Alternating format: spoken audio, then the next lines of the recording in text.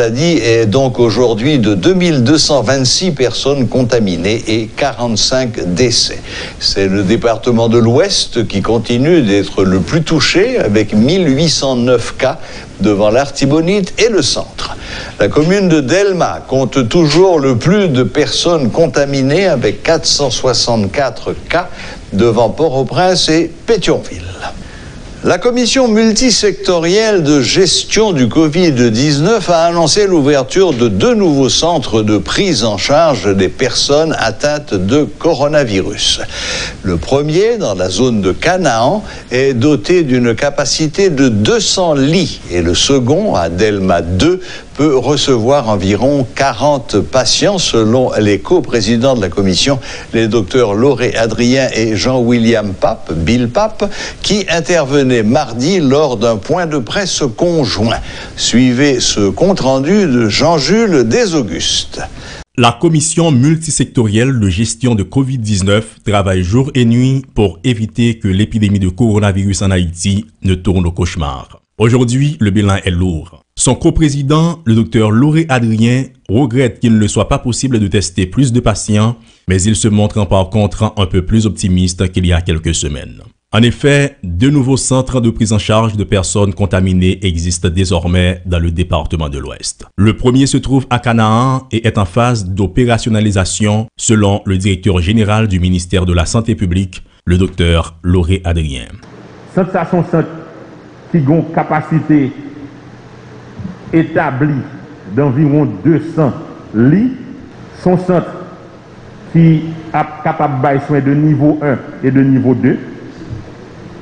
Il a une capacité pour recevoir n'importe qui qui a un problème respiratoire et qui a besoin d'assistance en oxygène, ça veut dire l'oxygénothérapie non invasive. Mais nous réalisons tout que certains patients ont besoin des soins un petit peu plus spécialisés. Et les gens qui attrapent Covid, malheureusement, les gens qui ont l'autre maladie en bas qui fait que les seulement besoin de soins non seulement pour Covid, mais le besoin de soins pour l'autre maladie. L'autre centre de prise en charge totalement dédié au coronavirus se trouve à Delma 2. Sa capacité est d'une 40aine de lits. Et pour faire marcher un tel hôpital, les besoins en ressources humaines et matérielles sont importants. Il faut au moins une équipe de 130 personnes, toutes spécialités confondues, pour faire fonctionner une telle machine, selon le coprésident de la commission, le docteur Lauré Adrien. Depuis nous l'ouvrir, nous recevons déjà au moins une 50aine, pour m'exact, 56 patients qui passent dans ce centre et qui reçoivent soins. Son centre de 40 lits, il y a 4 lits soins intensifs, mais il y a 7 lits côté moun capable de souci pas. Son forme de ventilation assistée, c'est un degré qui moins que degré soins intensifs là. Nous avons 10 ventilateurs qui branchés et qui fonctionnels. Actuellement, pendant que je parle avec nous, nous avons une 30aine de patients qui ont recevoir soins dans ce centre. Durée moyenne d'hospitalisation pour malade qui entre dans ce centre varie entre 7 et 10 jours. Aujourd'hui, le principal défi des autorités est le dépistage. Se faire dépister permet de se protéger et de protéger ses proches, selon le second coprésident de la commission, le docteur Jean-William Pape. À côté des centres de prise en charge des cas de Covid-19, il existe 2 laboratoires capables de repérer des cas de coronavirus. Les tests sont efficaces à 95%, garantit le docteur Pape. Depuis avant l'épidémie arrivée en Haïti, nous avons monté dans la gestion une unité qui poursuit tout le monde qui a 6 symptômes Covid. Et bon, au début, qui s'est dit, ouais, les gens qui ont dit, c'est la grippe qui a gagné. Après ça, nous vivons avec la tuberculose, avec la grippe. Quand il y en a de plus en plus, c'est Covid nous gagne. Ça veut dire que depuis mon c'est 6 Covid liés, 95% moun sa yo positif. Le docteur Jean-William Pape appelle la population à redoubler de vigilance pour éviter le pire face à ce tueur silencieux qu'est le coronavirus. Désormais, le coronavirus n'est plus un jeu. La pandémie est bel et bien présente et les victimes sont nombreuses dans toutes les couches sociales. Le respect des gestes barrières et l'application des mesures sanitaires pour contrer la propagation de la pandémie doivent devenir de nouvelles règles de vie. La solidarité et l'autodiscipline doivent aussi être de bons moyens pour éradiquer la COVID-19 d'Haïti. Les docteurs Jean-William Pape et Lauré Adrien insistent sur ce point. gagner des consignes que il n'y a pas suspend véhiculé depuis le début de l'épidémie, et ceci à travers le monde. Et malheureusement, la CAINO, moun yo pas respecté consigne ça yo, gens pour respecté au début, et c'est peut-être une raison qui explique ça n'a pas observé là, phénomène n'a pas observé là. Les autorités judiciaires haïtiennes annoncent la fermeture du palais de justice de Port-au-Prince en vue d'une décontamination. Le doyen du tribunal de première instance de Port-au-Prince, Bernard Saint-Ville, informe qu'il a, de concert avec le ministre de la Justice, ordonné la stérilisation du tribunal suite au décès d'un greffier testé positif au coronavirus. Les travaux de nettoyage ont débuté ce mardi 2 juin. Le doyen a annoncé la présence de quelques juges pour gérer les dossiers urgents. Le tribunal rouvrira ses portes le lundi 8 juin, a précisé le juge Saint-Ville.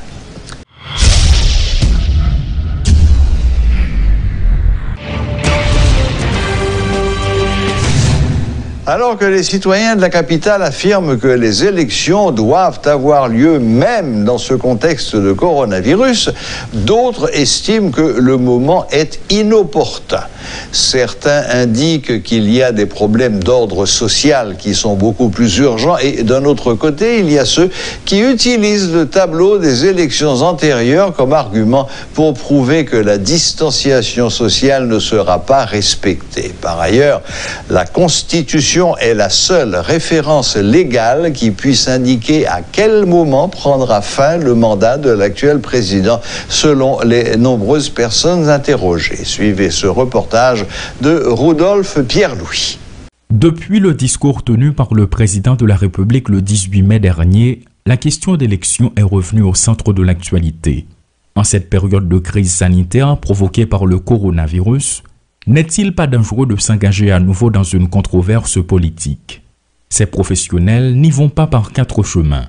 Les activités fonctionnent à la normale, la vie suit son cours et les autorités politiques doivent être renouvelées. Et le pays n'a pas qu'à être bloqué, le monde n'a pas qu'à être bloqué. Le monde toujours a fonctionné.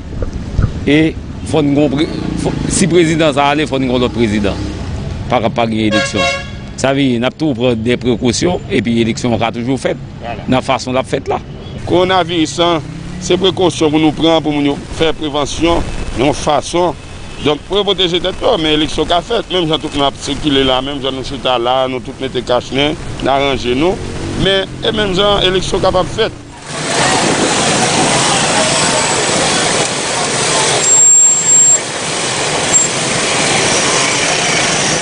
Satisfaire tout le monde semble difficile dans ce contexte de Covid-19. Comment respecter les distances sociales et voter, fait remarquer ce jeune. Et comment que vous demandez au monde pour la camper en ligne là, pour la voter pendant que la distance n'est pas respectée. Nous avons fait l'élection dans le pays, nous voyons comment cette élection qu'on fait. C'est-à-dire que nous avons 4 bureaux par une chambre, 5 bureaux dans une chambre, nous avons une ligne qui sortit là, rivé Saint-Pierre. Tout le monde sur le monde, mais comment est-ce que la distance n'a pas allé là et c'est qu'on a respecté là? D'un autre côté, ces citoyens avisés ne cachent pas leur frustration. Crise sanitaire, crise économique, crise politique, il ne faut pas en rajouter, estiment-ils. Il y a des problèmes bien plus urgents selon eux. Maintenant, l'État nous est là, Kounia là, Gougrou à terre là. Et sous déjà nous, nous étions pour demander à faire élection, nous n'avons pas besoin de payer la Kounia là. Il y a des gens qui ont dégagé, mais vu que les coronavirus qui viennent rentrer dans le pays là, donc ils viennent obligés de perdre comme si on s'est bagay. Est-ce que normalement nous obligés entamer le processus électionnel là? Non, pas possible. Déjà possible. Un autre point suscite également débat. Le président doit-il quitter le pouvoir en février 2021 ou en 2022? Des amis assis autour d'une même table rencontrés à Pétionville partagent leurs divergences sur la question. Le président a commencé le mandat là 2016. Il n'est pas supposé perdre un an. Mais si nous entrons dans le cadre de la loi électorale là, 2021, il est supposé aller. président élu pour 5 ans. Je pense que le président fait 5 ans en 2022, élection a fait correctement pour remplacer le président. Ce jeune étudiant évite de trancher sur ce point. Jouant la carte de la prudence, il s'en remet à la Constitution. Nous connaissons l'article 134.2 de la Constitution parler, s'il parlait, parce que le président qui se garde en bonne constitution, qu'il va respecter ces constitutions. Ces constitutions disent un bagage, le président lui-même, il connaît que, et même jusqu'à présent, faire confiance là pour respecter sa constitution dit. Parce que c'est pas moi-même qui vous répond une question ça, la constitution a déjà répondu une question ça pour les haïtiens, et Jovenel Moïse qui était monté sur la constitution ça, je pense que la coupe en bas tout ça, loi pays indien. Des avis sont partagés en ce qui concerne les élections. Par rapport au mandat du président, c'est le même son de cloche. De notre côté, il y en a qui évoquent la Constitution comme boussole. Qu'est-ce qui va se passer en février 2021 ou faut-il attendre février 2022? L'avenir nous le dira. Claude Désir et Rudolph Pierre-Louis pour Télémétropole. Notre invité de ce soir est monsieur Gary Pierre-Pierre, journaliste haïtien installé aux États-Unis. Il travaille pour le Haitian Times, journal qui est basé à New York, et nous allons voir avec lui comment se comporte la communauté haïtienne face à 3 grands événements. L'un qui est là depuis plusieurs mois déjà, c'est la pandémie de coronavirus. On sait que la communauté haïtienne a été particulièrement touchée, surtout à New York. Dans un deuxième temps, on reviendra sur l'affaire George Floyd et voir comment la communauté haïtienne a réagi par rapport à cet acte odieux. Et enfin, on essaiera de voir comment la communauté haïtienne se prépare à aborder les prochaines présidentielles américaines au mois de novembre prochain et leur attitude vis-à-vis de l'actuel président et Monsieur Trump. Donc, bonsoir Gary Pierre-Pierre et bienvenue sur Metro News. Bonsoir, c'est un plaisir d'être ici avec vous sur Metro Plus. Metro News. News, ok. Donc, Gary, je me dis là, nous allons essayer d'aborder 3 thèmes rapidement. Et qui la communauté haïtienne a vécu la crise coronavirus là, et surtout dans New York? Bon, la pandémie de coronavirus a réellement frappé la communauté haïtienne très fort. Ouais. Premièrement, la majorité des femmes travaillent dans les nursing homes, dans les hôpitaux comme infirmières, nurses aid et tout ça. Donc, c'est l'incubation de la maladie, donc on a été très frappé. Et ensuite, les conditions de santé préexister sont élevées dans notre communauté, comme high blood pressure, la tension et tout ça, diabète, cardiovasculaire. Donc, on a un taux de mort très élevé dans la communauté haïtienne. Et aussi, il y a le cas de des gens qui maintenant qui n'ont pas à manger et ils n'ont pas d'abri parce que s'ils étaient dans une maison là où il avait une dizaine ou 5 personnes, et si la personne est tombée malade, on les envoyait ailleurs, on les mis dehors. Donc on est en train de voir des cas pareils que les gens n'ont pas d'où se coucher, donc ils se sont rendus dans les églises et pour chercher des abris. Et je crois que la situation est plus grave qu'on sait en Haïti, chez nous les Haïtiens ici, parce que maintenant il y a un peu d'aide que le gouvernement a donné aux gens, qu'on a le stimulus aid, mais d'ici le mois prochain, la situation va réellement déplorer parce que il n'y aura plus cette aide et on ne sait pas comment les gens vont faire. C'est notre situation à travers de la pandémie de coronavirus. Donc, c'est une situation qui est vraiment dramatique. Oui, c'est dramatique et je le dis avec les faits, pas d'émotion, c'est la réalité. C'est ça. Surtout à New York. Ouais, Jusqu'à présent, la pandémie a écarté un peu Miami, mais New York, c'est réellement des dégâts. On a eu 20 000 personnes plus morts et des millions de malades. Ouais. Oui, bon, New York détient le record du monde maintenant, malheureusement. Triste record. Oui, ok, bon, bien. Bon, New York, on est toujours fiers d'être le numéro 1, mais pas cette fois, malheureusement. Oui, évidemment. Gary, on passe rapidement sous sujet numéro 2. Bon, je suspecte que la communauté haïtienne réagit, même gens avec toute la reste communauté américaine et communauté mondiale là, puisque journée aujourd'hui, manifestation, c'est pas seulement aux États-Unis qu'il y a fait, c'est pas seulement Minneapolis, c'est partout.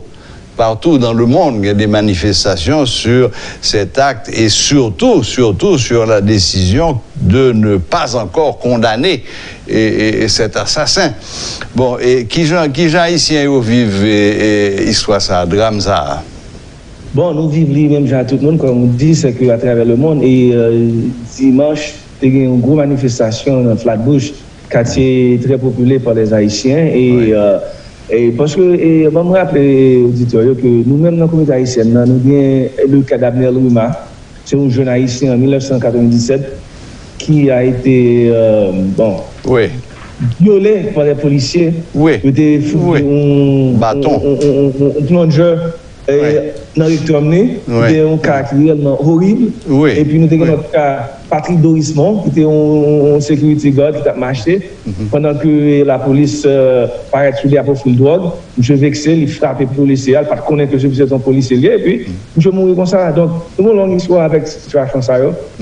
Donc, effectivement, pendant que le cas de George Floyd a déroulé, les Haïtiens ont pris la rue immédiatement, y compris mon fils qui a insisté d'y aller manifester. Bon, j'avais pas le choix, il est un homme, il est âgé, je ne pouvais rien dire, mais j'étais réellement inquiet parce que je sais que la réaction des policiers sont très sauvages, ils sont ce qu'on dit zéro tolérance.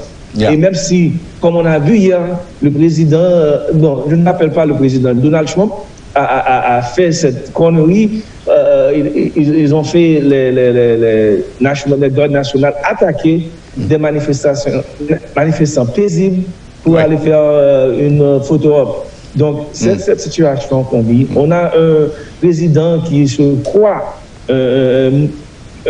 autoritaire, il pense que la Constitution n'existe pas. Pour lui, il peut faire ce qu'il veut. Donc, on est depuis 2016, on est dans un cas d'urgence qui, à chaque jour, devient pire et pire. Oui, mais il y a une grosse différence entre 2016 et aujourd'hui, c'est que au début de la présidence de Donald Trump, il y avait des progrès importants qui étaient faits dans l'économie. L'économie américaine redémarrait, le chômage était vraiment au minimum, tandis que là, l'économie américaine est en train de s'effondrer, le taux de chômage is skyrocketing. Et il y a un peu de monde qui commence à bouquer avec situation ça. Donc, on jambe sous troisième sujet qui est les prochaines élections présidentielles. Évidemment, parfois, je pense que je me senti que mal dormi et puis me lever le 3 novembre pour mal voter.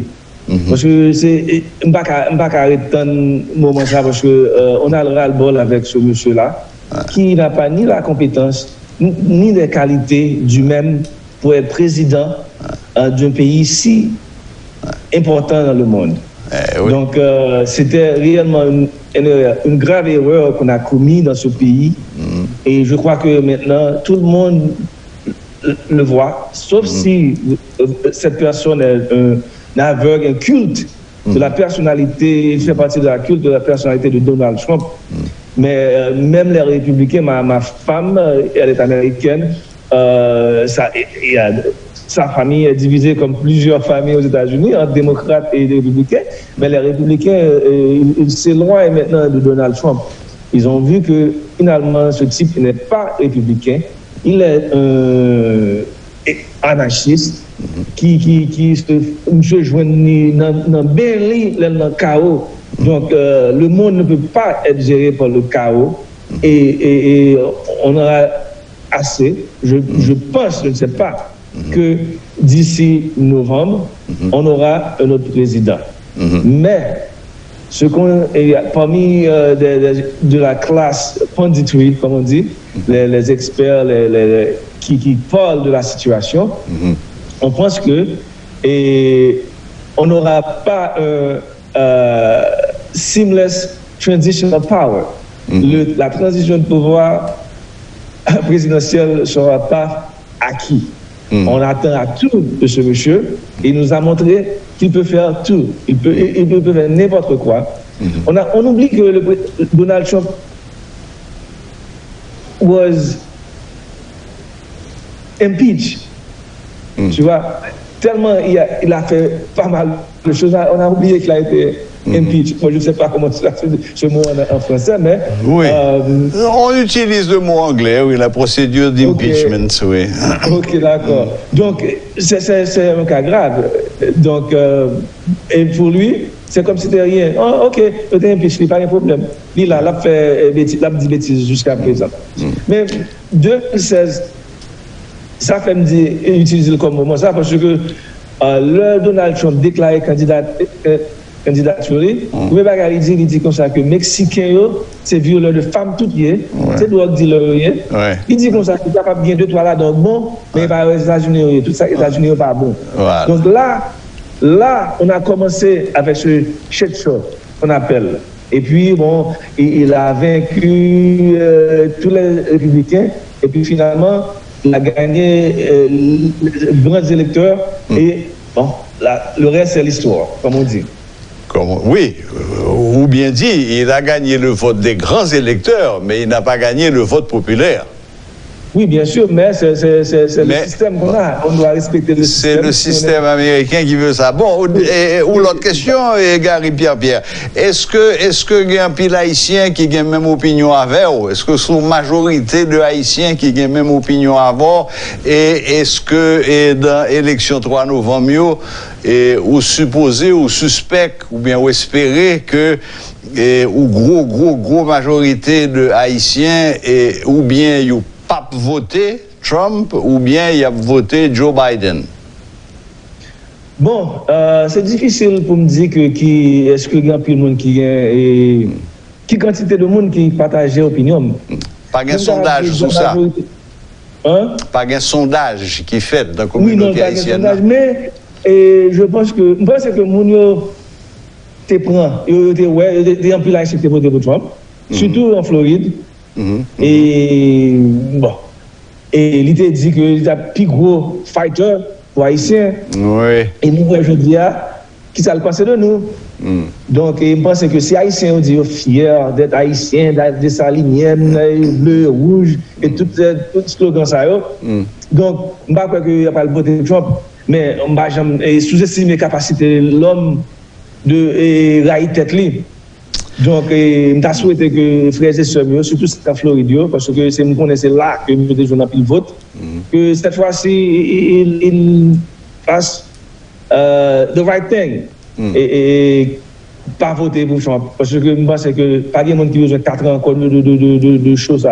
Nous avons choix. Avant, peut-être, on ne savait pas là où on est allé, mais maintenant, on sait clairement là où on est, et c'est pas du tout la bonne route. Donc, le 3, j'espère que le 4, le matin du 4, on prendra la grande rue et célébrer le départ du pseudo-autoritaire Donald Trump. Probablement même dans la nuit du 3 au 4, parce que nous changer, nous t'es faux soirée électorale ici de Métropole pour l'élection entre Trump et Hillary Clinton. Et c'est dans la soirée que the pendulum, que le pendule a commencé à basculer. Au début, Hillary était en tête largement, et puis au fur et à mesure, l'autre l'a monté jusqu'au moment où il a déclaré c'est lui-même qui était vainqueur. Ça a été la plus grande surprise. C'est un jour que je n'oublierai pas dans ma vie. Oui, nous-mêmes non plus. Réellement déprimé, j'ai pris le train. Tout le monde figure était sombre. Pas qu'à dire rien parce qu'il n'y a pas de quoi comprendre. qui ça arrive nous là. Et nous tous, nous-mêmes à New York, côté monsieur, et lever le fait business, nous connaissons mon monde en affaires, nous connaissons la santé en affaires. Nous essayons de dire le reste des États-Unis, qui nous en affaires, même pour nous pas de l'écouter nous. Je pense que parce que des problèmes personnels avec elle. Mais maintenant, tout le monde a vu et j'espère qu'ils auront une différente opinion pour ces élections parce que le problème qu'ils avaient avec Hillary, ça n'existe pas avec Biden. On connaît Biden très bien. Oui. C'est un type très génial, il est très compétent en même temps. Donc, on verra. La question, c'est que qui il va choisir comme le vice-président? Il a déjà dit qu'il va choisir une femme. Une femme? Il y a des camps qui disent qu'il doit choisir une femme noire, parce que c'est la communauté noire en général qui a poussé, qui a renouvelé son campagne, parce que avant, c'était complètement mort, on peut dire. Et puis, quand on est arrivé en Caroline du Sud dans les élections primaires. Il a gagné par 80% des votes. Et là, il a eu une revival. Donc maintenant, nous libres aller et nous pensons que Biden est capable de commencer de 21 janvier et il compte ça pour le faire. Et il était là déjà dans la Maison Blanche à côté Donald, à côté Barack Obama. Donc, il compte ça pour le faire. Et je pense que là, c'est ça qui nous soulage, qui nous optimiste que ça va changer. Et ça doit changer. Et ça changera. Ah, si seulement Michelle Obama devait accepter le job là. Bon, mais nous pas me dire plus. D'accord. Dit non merci, il va faire le job ça. Parce que moi, le scénario me dit Michelle Obama accepter the ticket, accepter d'être la vice-présidente, et puis dans 4 ans, parce que Biden n'a pas fait de mandat, et dans 4 ans, il présentait comme candidate démocrate à la Maison-Blanche, et puis il tape succédé Marie-Lee après 8 ans. Bon, ça, ce serait le scénario de rêve, mais Baguen nous a dit ça. Donc, vous pas attendez samedi. En tous les cas, Gary Pierre, merci infiniment. Merci de ce côté fait nous qui gens communauté haïtienne dans New York en particulier à vivre et crise coronavirus là qui frappait très fort, mais pour des raisons qu'on baille, parce qu'il y a un pile haïtien qui est dans le secteur santé comme infirmière, comme donc ils exposé, ils en première ligne et a fait George Floyd là, bon, même gens avec tout le monde, indigné, même gens à tout le monde, et puis nous allons suivre pour nous qui gens y a réagi au mois de novembre prochain. Merci encore infiniment. Merci Gary Pierre de ce côté accordé nous interview ça ou New York, nous-mêmes nous Port-au-Prince. Et merci beaucoup. Bonne fin de journée. Merci beaucoup. Je vous en prie. OK. Voilà, c'était le journaliste Gary Pierre, basé à New York. Il travaille pour le Haitian Times, qui nous faisait un peu vivre la vie de la communauté haïtienne de New York, en particulier face à ces 3 gros moments d'actualité.